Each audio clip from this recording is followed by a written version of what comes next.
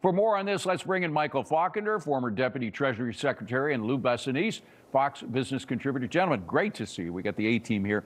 I'm kind of interested in starting with the biggest surprises of 2025, Lou. And for me, it was the lack of impact on the economy and the growth and inflation that we thought we were going to get over the tariffs, or that a lot of people did. Certainly the Fed people bought into that. Art Laffer, by the way, to his credit, never did. He was one of the standouts for sure. He said, you know, there may be an initial bump, but that's about it. Was that a surprise that it had as little impact as... No, it wasn't a surprise, because I said from the beginning, this was the big stick that got the president to get everyone else to the bargaining table, right? Come out of the gate with an 83% tariff rate and watch how fast you get to what the real tariff rate's going to be. And I think what surprised most economists was that it just didn't lead to any inflation, right? And it was because you had deflation kicking in from other deregulation, from AI, and at the balance, I mean, the economists were completely wrong. We exit the year with 4.3% GDP growth. Yeah. I mean, the president's doing the right thing. Point at the scoreboard. Right. You can't argue with the results.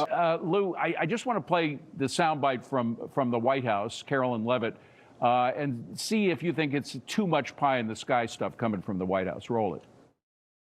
The largest tax cuts in American history for middle-class Americans that President Trump signed into law last year will be going into effect this year. So hardworking Americans will start to see that money going back into their pockets. We know core inflation right now is at a 5-year record low. The full weight of President Trump's economic agenda, everything that he and his economic team have been doing over the course of the last year, is really going to come to fruition this year.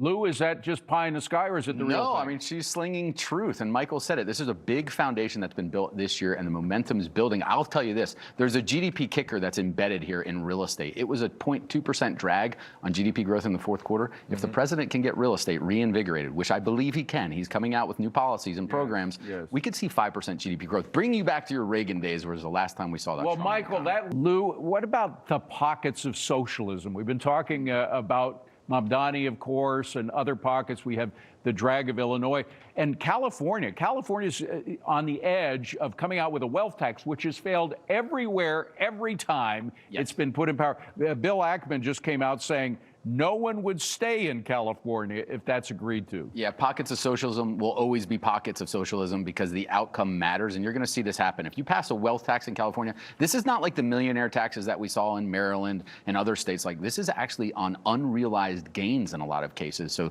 this is hugely onerous on these billionaires' pockets. Even if one or two of the 200 billionaires leave California, has a huge impact. Michael, you only got 15 seconds. Could you weigh in on this? These pockets of socialism in America, how big a drag will they be? I think we have already seen movement out of places like New York, California, and Illinois towards free states like Texas and Florida. That will continue, if not greatly increase, if Mamdani succeeds in implementing his approach. Michael Faulander, Lou Basenese, great to see you, gentlemen. Happy New Year to both of you. Thanks for being here.